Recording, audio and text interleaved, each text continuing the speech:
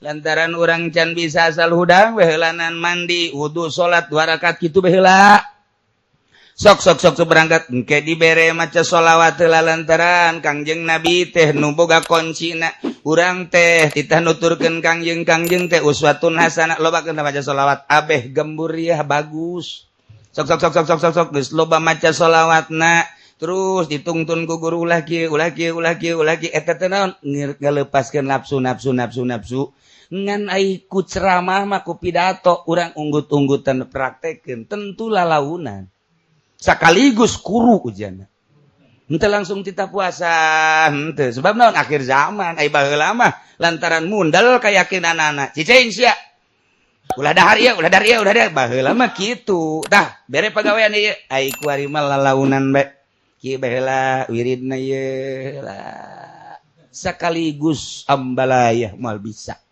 la ilaha illallah belajar bener ka Allah ternyata horenganan di samping orang mengetahui secara ilmiah ngaji ngaranna haju ngalaksanakeunana nu hese lamun urang nyaritakeun tentang nabi jeung rasul eta mah geus jelas lantaran pilihan Allah langsung ku Gusti Allah dibere embung be bangsa neuleumio neule Fortuner nyana mah langsung embung bae bangsa dula neule bangsa dunia nyana mah langsung embung bae tanpa kudu ditapaan heula gitulah pilihan Allah mantak dakwahna ge terus bae ka unggal lembur ka unggal kota ka unggal kampung ke berbagai penjuru eueuh nu diharapkeun kecuali ngajak ka Allah dibawa ka lawang Allah supaya menang ridho Allah subhanahu wa ta'ala dituturkeun ku ari ku pengikut Kangjeng Nabi yakni ulama predikatna warasatul anbiya bahwa ulama teh pewaris para nabi geus atuh nuturkeun Kangjeng Nabi dakwah nyana dakwah Kangjeng Nabi anti dunia nyana ngumpul dunia asal teh dibere berkat bae ngajang hilek atawa amplop na ipis haju bae nyindirannya na dina dakwahna aya keur ieu ge nu dakwah ikhlas barang balik haju mobilna betus mana teu dibere berkat mana mobil betus mana hujan maribis supir teu bisaeun mukaban tungtungna kiai be nu mukaban na ieu gara-gara ikhlas atuh kunaon nyontohan kos kitu itu pudoli blon tah aduh Gusti Allah ikhlaskeun geura tuturkeun para rasulullah as'alukum alaihi ajra ulah hayang nana eta macana dibere asal ulah hayang bae alhamdulillah ulah ditolak ai dibere mah ulah ditolak ngan ulah hayang sakitu doang mulai tah geus rada logor teh setik tah aduh antak lamun lain wali nu dakwah tetep wajen teuing kumaha ge moal bareres bae sebab dibalik dakwah aya udang nu ngarengkol jadi aya kotok meutingeun di jero hate endogan juga di anakan ciak ieu teu beres dakwahan ku ulama profesor dakwahan ku profesor ku dokter endus dakwahan ku doktor dakwahan ku kiai tasawuf dawahan kudu make udeng-udeng gede luar biasa dawahan moal beres umat sebab nyana dakwahna aya di balik dakwah boga kahaya. Kangjeng Nabi Hud dakwah 100 tahun teu bebenangan menang 70.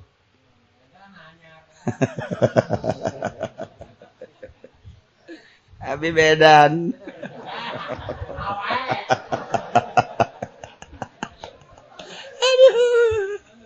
Masya Allah, itu bareres ya, kumaha urusan.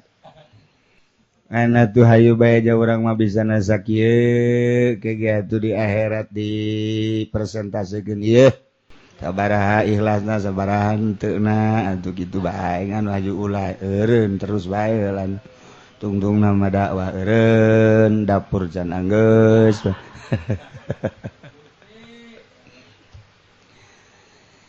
Ternyata setelah orang ngaji ngajahokeun tentang ilmu menjurus ke Allah disebut ilmu tasawuf. Tasawuf mah tama pakaian baju rohna thariqah. Lamun urang nasawuf kemudian teu thariqah boga bajuna doang rohan. Urang norekat kemudian teu nasawuf aya rohna doang teu awakan bajuan tama jurig lulumpatan kudu akur antara roh jeung baju dipake ku urang rohna bajuna baju tasawuf dipetake ku ari mah geus ngaliwatan syariat bahasa ngaliwatan lain berarti endek cicing eureun teu make syariat mah jalan paranti kacai unggal poe tamah dilakukeun ku balerea nu bodoh wudu kitu nu pinter wudu kitu nu bodoh salat kitu nu pinter salat kitu akur bae mantak kulantaran henteu maksud ka Allah dakwah yang berkat pondok pesantren hayang maju diyayasankeun kemudian bergaul urang jang nambahan hirup ngamaju-maju kahirupan diondang babarengan jeung bupati lulumayanan etalah akibat teu norekat ai kitu ulah eta teh diondang ka bupati saha nu ngaulah-ulah jakudu diondang ku pamarentah baik-baik lamun urang kuari diondang ku DPR datangan sapira di dituna maca Fatihah tahlil ngaranna maca kulhu maca palak binas ayat kursi tahlil datang ka ditu ngan sanggeus datang ka ditu ulah barang dahar di imah DPR mah eta bae sakitu maksudna gedeg tahlil ulah barang dahar sebab kokocoranana nyana menang ti pemerintah sedangkan pemerintah digaji nyana digaji ku pemerintah menang ti pajak khroj ngaranna pajak haram hukumna geus ente datang jasa dua jelema malah tetangga dulur malah tahlil ngan sakali ditawaran nginum ulah geus lamun urang di ondang ku DPR ku pemerintah datang ka ditu cai mawa beki kopi mawa beki ngarokok mawa kos kitu biasa bae ke situ ulah haju mak lulumayanan cara si eta ulah tuk datang dakwah tahlil datang dari itu urang leka maotan ieu dititah maca yasin baca ku urang ibadah di imah maca di ditu maca beda tempat doang ibadah aja pangeranna nama akur Allah keneh yasin eta keneh hayuh nah ngan ketika urang dibere amplop balik tek bae nah iyalah ulah ditarima mun leutik. Tuh sia masuk aju kitu bae. Akur teh mah cenah kieu kitu mah. Sia mah ngakuranna nu kitu bae kan. Ulah. Aduh cenah ieu mah lamun teu ditarima fitnah. Nah, Bapak tarima. Datang ka ieu mah pisahkeun. Pisahkeun tempatna. Bejaan pamajikan. Ieu mah ulah dicokot ulah dipake dahar. Kudat meunang di pemerintah antepkeun bae. Emang anak kan moal anakan mah. Nantepkeun bae coba hayang nyaho menang sabulan pemajikanna kada berikeun emas banyak Kak. Atuh keteuna naon ja emas batu di dahar itu sia ngamimitian. Hese da hirup teh di dieu. Urang muasyarah mah pek bae aja urang mah atuh manusia makhluk sosial. Hubungan antara urang jeung manusia boro-boro antara urang pepada manusia jeung hewan ge ja urang aya hubungan. Tuh masalah pek bae diondang ku camat, diondang ku bupati, diondang ku gubernur. Ngan awas Allah ningalikeun neuleuna Allah ka qalbu wal qalbu mahallun nazri hate tempat neuleu Allah neuleu ya Allah ya Rabbi Gusti abdi diondang ku ari ka pendopo nyangakeun sadaya-daya abdi nu Gusti meureun manen abdi diondang ge nyana aya kabutuh hayang dipangmacakeun Yasin supaya nagara ieu bareres ulah aya kukumaha abdi bade peduli Gusti Bupati hige hamba Gusti, PNS sadayana ge hamba Gusti nyangakeun sadaya-daya, abdi bade macakeun Yasin Gusti di pendopo baca. Ketika urang dirinya disuguhan ulah ngadahar. Buat henteu. Mangga ke manteu teh ieu nuju marules bae beuteung ye. Aduh. Oh emang muhun buku kadi kita si ieu heula ya dikerokan heula ku pemajikan duh. Cepati akur. Osok ngopi henteu mun aya bungkus bae 2 kilo mah. Tama Habib Rozako tama tuh. Ulah kuat duh Gusti hampura sandes abdi tara ngopi Gusti Maha Uninga abdi mun rada puyeng-puyeng osok ngopi beuki abdi ka ngopi jahalal jeung sarada ngabantuan nisbat disim abdi mah ta kopi teh mun tas ngopi teh sok sarada calalenghar ngan kulantaran kokocoranna teh jelas Gusti kan al halal bayyinun wal haram bayyinun wa ma bainahum umurum mustabihat ku ayana sakitu abdi can jelas ieu teh kokocoranana ku ayana sakitu abdi bade nahan moal kudu barang dahar di dieu nyangakeun sadaya-daya ka Gusti abdi maka dieu teh sakadar kepedulian abdi terhadap bangsa jeung negara Allah Maha Uning luhur teh jelema luhur kajen kumaha je asana dipacok Garuda teh budak.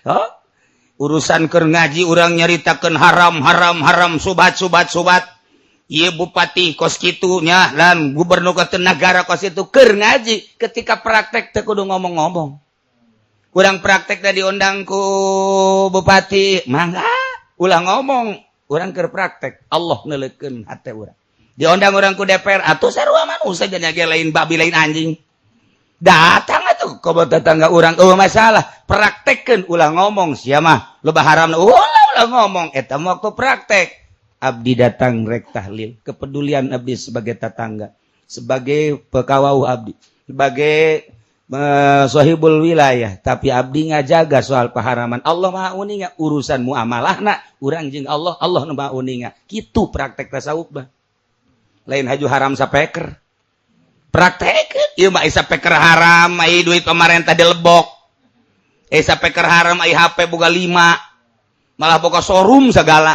lain tasawuf mah ka Allah bagian batin tasawuf toriko karan ye atuh mantak sakikituna bae teu ngopenan batin urang diondang ayeuna ku hiji jelema renungkeun ku urang naon ieu usahana ternyata nyana usahana ieu di bank ai bank teh tempat riba datang urang jan udah dibacana Yasin datang je dek zikir komo ka tetanggaan jeung kaduluran eueuh masalah ketika urang ditawaran dahar jeung nginum ulah rada keur megah ye hampura bae sok Haji Pendi terus Haji Pendi udah ngada teh lah kula malwa kaya emang kunaon ge henteu rada ieu aduh Haji Pendi mah teu boga hitungan naon blak bak aduh nyana mah teu boga perhitungan naon biasa bae malah ngaberkat di urang mah nyaritakeun beusi henteu khusyuk salat atuh aing geus biasa ieu teh khusyuk macam nyana teh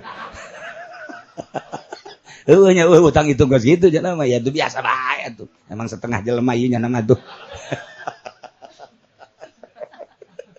tuh teu kahartieun ku cenah mah nah eta lah paling ge kiai mah geus dahar tadi emang ceureuh geus nyana bae tung rumah kurang titah 2 kali nu haji bagian kula dahar kula atuh 2 kali asa ngeunaheun pan kana ditu pohara jasa tuh eta kikituanana nu hese ge urusan urang jeung Allah ulah loba mun keur ngaji meta waktu praktek tuh ulah tah praktek ketersinggungan keur praktek cilaka ya itu biasa bae ngobrol atuh biasa bae ngarokok urang mawa urang ieu aya rokok dibere henteu ieu tama jangan ngaji pendi bae tuh dibawa ku nyana atuh jangan bae nu gemuh mah tuh parah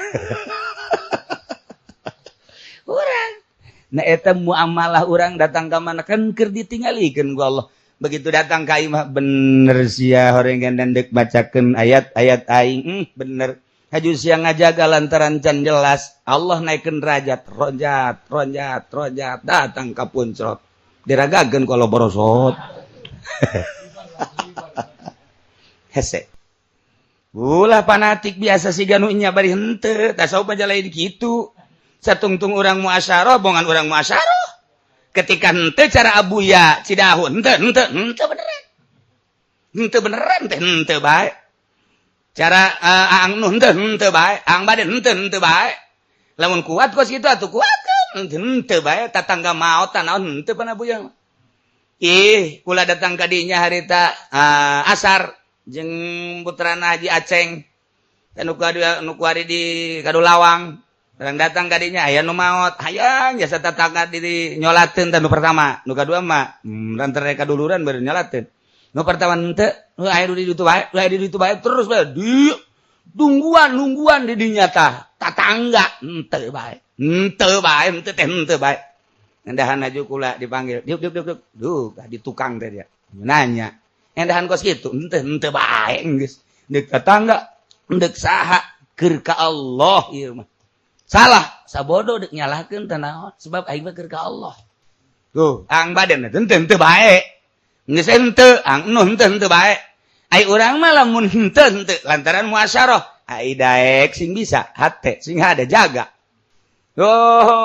tinggal sarua bae anda adapun nu muasyarah bisa sarua nu henteu bisa sarua ieu mah ongkoh henteu tapi cegekan ulah teu loba omong buya sugan ngomong naon henteu ang badan sugan loba omong loba henteu biasa bae sebab teh urusan pribadi hubungan jeung Allah ke besi timbul ujub besi timbul takabur hanas ku hanas siga nu heueuh horeng aya ujuban jang naon hartina ieu mah sorangan deuk ka Allah ku cara cicing geus biasa kitu lamun teu bisa lamun urang bisa muasyarah jaga hate ayo bae waktu bareng-bareng ngobrol jeung lurah ngobrol biasa bae jeung cau janjana ge jelema sarua ngan aya calingan dong seutik caling batin maksudna atuh biasa bae sing ada urang kagorowol tinggal kitu bae dijaga sok bae ta eta ngaranna deuk ka Allah ialah thariqah bajuna ngaranna tasawuf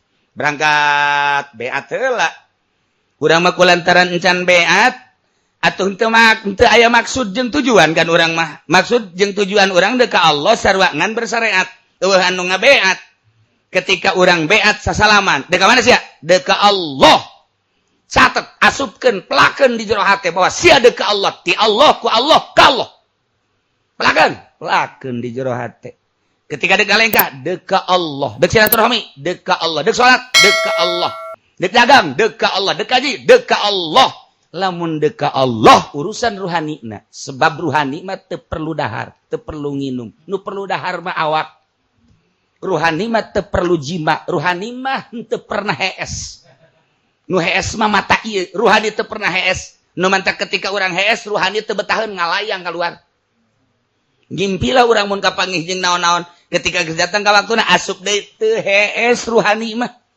ti mimiti diciptakeun ku Gusti Allah ruh diasupkeun ka awak urang teu hees nu mantak aya impian awak urang anu hees mata zahir nah deuk ka Allah kan sumuhun saha nu dituturkeun atuh deuk ka Allah saha nu geus wau ka Allah saha nu geus wau ka Allah Kangjeng Nabi mah teu kazamanan saha sahabat ke sarua tabiin teu kazamanan saha atbat tabiin teu kazamanan saha tuh guru urang nu ngabeat urang sok tuturkeun eta urang nuturkeun guru urang sarua jeung nuturkeun guruna guru urang sarua jeung nuturkeun guruna urang saurang nuturkeun guruna guru urang sarua guru tuh kan di kul nantak di Quran lagi kul in kuntum tuhibbunallah fattabi'uni yuhibbukumullah ente deka Allah cek Kangjeng Nabi tuturkeun kula atuh Kangjeng Nabi nang geus eueuh sarua bae ente deka Allah cek guru tuturkeun Kangjeng Nabi guruna geus eueuh deui ente deka Allah tuturkeun guruna anu ngaguru ka Kangjeng Nabi atau terus bae pak guru. Nah, nu matak dibombardir ku Wahabi, tidak ada silsilah-silsilahan, dibombardir ku Muhammadiyah, tidak ada silsilah-silsilahan. Ndeu ka Allah mah cukup baca Quran. Atuh pek-pek teh. Ngan datang ka mana coba nyana kekuatan beatna. Mal bisa. Urang kan nuturkeun guru. Tah, mulai. Nah, timimiti dunia kudu ditinggalkeun cak guru. Kemudian makhluk kudu ditinggalkeun nu manjak guru tarekat sok macem-macem tinggalkeun dunia ku sia nya guys makhluk tinggalkeun nya sia boga pamajikan boga neula aing sigi bagus da pamajikan sia tinggalkeun tah pamajikan sia ayo jangan aing guru tarekat oplo goblok tah guru tarekat hibahkeun ka aing kan guru sia aing resep ke pamajikan sia bahenon. Aduh, ya guru tarekat mikung ieu mogos ge. Tuh, aya guru tarekat boga pamijikanal 12. Bogos halal jak nyelet ya guru tarekat mah geus usul ilallah. Usul ilal itil tah mah tuh. Lain ilallah datang ka 12 mah. Beblok tah guru tarekat. Teu kumaha nuturkeun ana tuh. Ye, titah ul ngelingitkeun nafsu pugunya anak ambaleh jeung nafsu. Mulai urang dika Allah kendek ditungtun ku guru urang lantaran guru urang mage wauh kalawang Gusti Allah pernah asup nungtun murid-murid dan nuker dicekelan ku setan ku iblis ge ditoelan ku guru nayu ka dieu hayu ka dieu sakedeung Atuh mimiti buka baju nak tembong rembai buluna. Oh, buah jagong bego. Aduh, Gusti Allah lu agung. Siapa kadinya bae sih pikiranna ngeres. Nah, ditungtunlah ku guru sok, guru nungtun hudangnya mun peuting etalah lantaran orang can bisa asal hudang behelanan mandi wudu salat 2 rakaat kitu baheula sok berangkat engke dibere maca sholawat heula lantaran Kangjeng Nabi teh nu boga kuncina urang teh titah nuturkeun kangjeng teh uswatun hasanah lobakeun maca sholawat abeh gemburiah bagus sok geus loba maca sholawatna terus ditungtun ku guru ulah kieu eta teh naon ngalepaskeun nafsu ngan ai ku ceramah mah ku pidato urang unggut-unggutan praktekeun tentu lalaunan sakaligus kuru ujana henteu langsung titah puasa henteu sebab naon akhir zaman ai baheula mah lantaran mundal kayakinanana cicing sia ulah dahar ieu baheula mah kitu tah bere pagawean ieu ai ku ari mah lalaunan bae kieu baheula wiridna ieu lah sakaligus ambalayah moal bisa sok laun heula lantarannya na pernah ditungtun ku guru bisa nungtun batur ketika urangan maca kitab doang ndek nungtun kumaha aja urang teu pernah praktek meraktekeunana nu hese ieu teh dek ngaleungiteun nafsu nu sabenerna mah ngan digulugat galigutkeun kieu lah ka dieu lah ujung-ujungna mah dek ngaleungitkeun nafsu sabenerna mah ngan digulugat galigutkeun lantaran nyana keur gupak di nafsu kebo lamun keur gupak urang dipaksa ye kita hanjat wow eta teh buntutna sing hade buntutna kupat kapit plak teh bila perlu nyana ngapit anu nungtun kebo ieu lah antep ke lalaunan endek ngaleungitkeun nafsu nah ge di arahan giraha ieu kan can lemah mamal bisa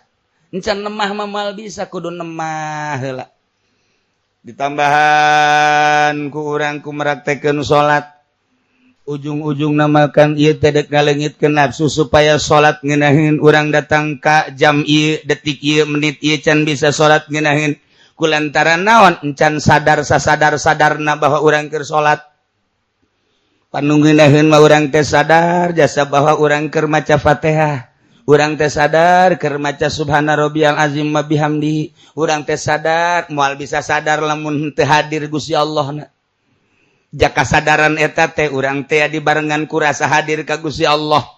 Kamari mah kapan asa dideleukeun doang kuari mah asa hadir Gusti Allah. Ai neuleukeun mah kapan ai Allah mah di mana bae ge bisa neuleu.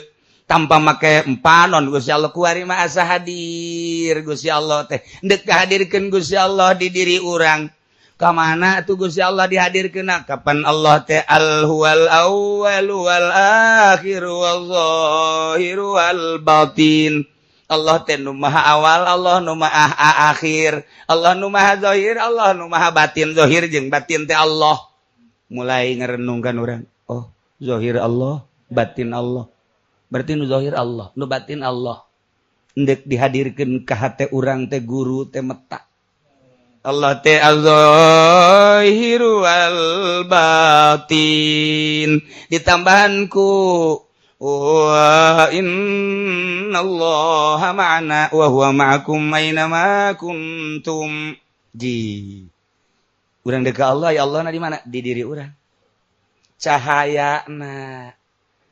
Ayat nur ilahi, ayat nur Kangjeng Nabi dihijikeun nur Allah teh. Kapan jadi nur Kangjeng Nabi? Nur Kangjeng Nabi teh kapan ieu dunia tina nur Kangjeng Nabi kabeh ge.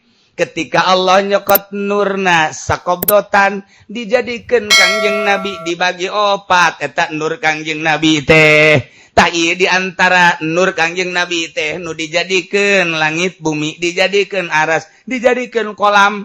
Wabah ieu teh teu kaluar ti nur Kangjeng Nabi. Urang hadirkeun heula nur Kangjeng Nabi di diri urang sorangan. Ku cara lobakeun maca sholawat. Moal hadir nur Kangjeng lamun urang teu maca sholawat ka jeung kumaha ge? Moal hadir dihadir-hadirkeun ge. Muhammad Muhammad Muhammad. Endahan Muhammad Cikupa nu hadir. Teu bisa. Teu moal bisa aja lain dihadirkeun kos kitu. Perasaan urang ku maca sholawat hadir sorangan Kangjeng. Ketika Kangjeng Nabi nur geus hadir di diri urang sabab guru urang, maka urang nyaho nur Kangjeng Nabi teh nur Allah hadir di jero hate. Ikeun keur carita ieu mah ieu praktekeun coba. Nah eta praktekeun teh kudu aya guru. Ieu keur carita pan ieu mah sok dihadir-hadirkeun ge ku urang. Ojah heueuh paling jaheuh doang. Barang datang maka ieu mah ojah henteu. Mulai oh iya asa aya ta nur di awak urang cahaya anak. Iya. Isin, timbul isin bakal. Nah, mulai kahalangan kan eta ku nafsu, nafsuna piceuna. Namantak Walid bin Yazid rahimahullah fa in talabat kan nafsu yauman bi syahwatin. Lamun nafsu mikahayang ka anjeun dina hiji poe melalui syahwatna. Hayang dahar anu ngeunah, hayang nginum anu ngeunah, hayang make anu bagus, hayang kendaraan anu ngumpang ngeunah-ngeunaheunana. Eta kan watak manusia nafsu ngaranna. Hayang ngaleuyan batur, mun pakaian hayang pang bagus na ngelehkeun batur, mun dahar hayang pang ngeunahna ngelehkeun batur, mun imah hayang pang bagus na ngelehkeun batur, mun kendaraan hayang pang mewah na ngelehkeun batur. Nafsu. Dilengitkan ku urang nafsu. Nah coba ku urang dilengitkan nafsu mun teh edan sia. Dilalaunakeun ku guru, disederhanakeun nu mentak urang mun kabeuli nu 500.000 tapi aya beulieun anu 300, nu 300 we turun setik. Kabeuli nu 300.000 ieu teh ngan aya anu 200.000 ge eta geus hebat eta teh bisa ngeueuhkeun nafsu tidak harga 300. Karena 200 dina 200 aya anu 100.000 lah kabeuli padahal mah aya dunia nganjang naon jan nutupan aurat doang beelilah nu 100.000 eta keur perang ngaran talalaunakeun teu bisa sakaligus urang dahar ieu teh sabenerna mah ngeunaheun jasa jeung daging hayam hayang urang ngadahar daging hayam teh mentok kok segede kieu atuh ngan teu kuat jasa cokot bae daging hayam ngan ulah loba-loba ala kadarkeun setengahna bae eta geus perang bener mah hayang keneh ngan setengahna bae aja isukna hayang deui teh geus kamari setengah ja kos kitu keneh lah nafsu ngasaparapat bae eta perang ngaranna disederhanakeun anu bisa nyederhanakeun lain guru urang nu meraktekeun guru mangan sakadar ngabimbing nu praktek baja urang-urang keneh nah nu mantak eueuh halqoh kuari teh eueuh riungan supi lantaran teu kararuateun kuduna mah saminggu sakali abeh kajahoan perkembangan murid dina pake dina dahar dina nginum dina sare dina wirid kayak kadeulean lantaran mun geus jadi nomor kahiji bakal kitu nu kadua mun geus jadi bakal kitu aya cirina dina rakaat okos urang pepelakan melak ge sirungan melak de ngambrang melak buah kembangan buahan kajahoan norekat sarua deka Allah datang ka manana dibimbing ku guru bakal kajahoan mentek teu kudu nanya ka guru mah geus bae hayu bae laksanakeun nanya deui ira naik dibebeseun sa ku guru naik sia puguh tilok ngawirid sia teu geus ngawirid teh kamari bae ngawirid pelet sia mah tuh lain ka Allah teman deuk ka si eta deuk ka mana mesem teh anu sungutna kos jin teh beulah ka handap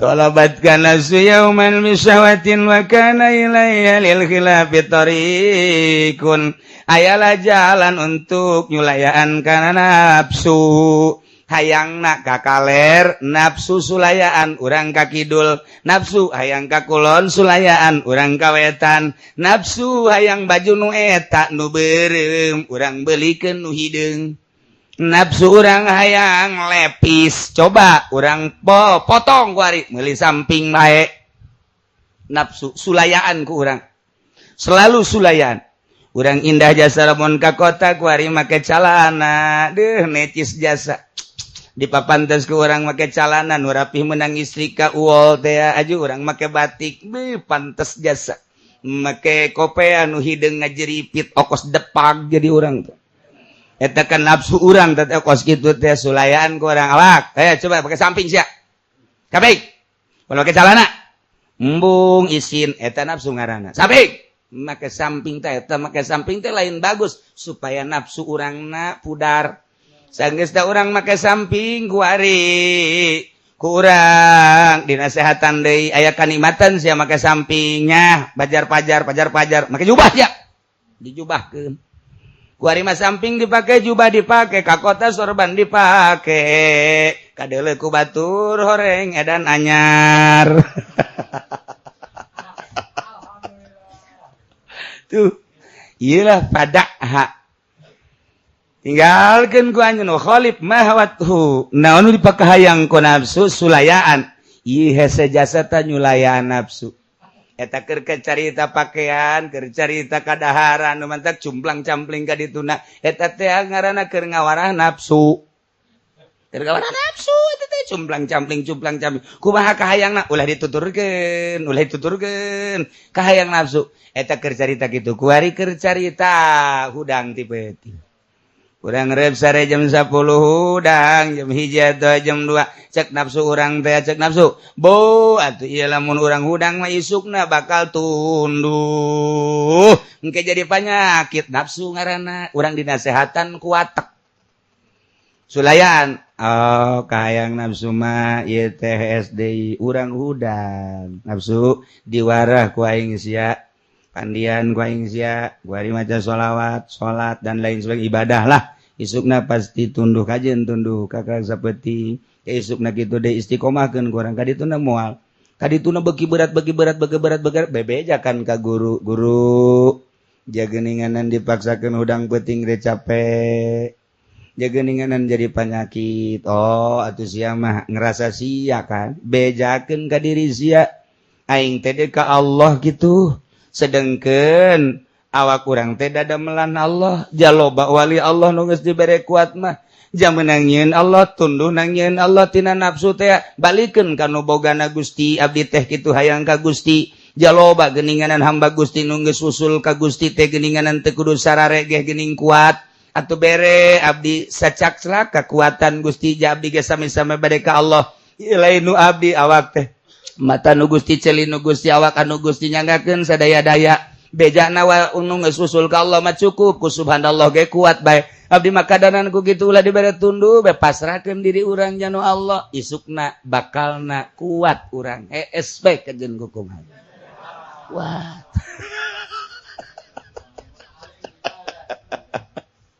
Nya, urang papasrahan ka Gusti terus we, tanaman teu kudu aya guru teh. Bebeja ka guru. Pasrahkeun ka Gusti, pasrahkeun ulah rasa nu sorangan. Satungtung rasa nu sorangan urang urusan awak malulu. Ieu lah kudu kieu lah, kudu kieu lah, kudu kieu lah. Eta teh ngaranna campur tangan urang di urusan Allah. Pasrahkeun geula setik-setik ka Gusti Allah bakal dibere kekuatan. Ketika urang geus nol jasa, geus nol, urang sorangan bakal ngarasakeun, kok hampang jeung geunaheun. Aya aturan urang teu sare misalnya sapoe sapeting, dua poe dua peting, kok teu sare aju ngeunaheun ibarat kok teu naon, urang sorangan ka awak urang sorangan bakal aneh. Tak ketika aneh urang ka awak sorangan aing hebat ya tunduh deui. Asal boga ka diri sorangan bae pengakuan tunduh deui. Tapi lamun dipasarkeun oh abong nu Gusti dikagustikeun jalain abdi hakikatna mah ditariku Gusti majzub ngaranna. Diayakeun nang Gusti teu nang mesen urang kuari dikaallahkeun ge ieu mah sejak abdi tapi nang hakikatna mah nang Gusti mantek Sidina Ali ditanya ya Ali ante kumaha eta usul ka Allah abdi usul ka Allah ku Allah lain ku abdi tuh nu mantek ieu urusan nafsu satungtung nafsu mapan urang bagianana dipasrahkeun ka Gusti Allah ketika nafsu hayang tinggalkeun sulayan fada'a wa khalif wallahu a'lam bissawab.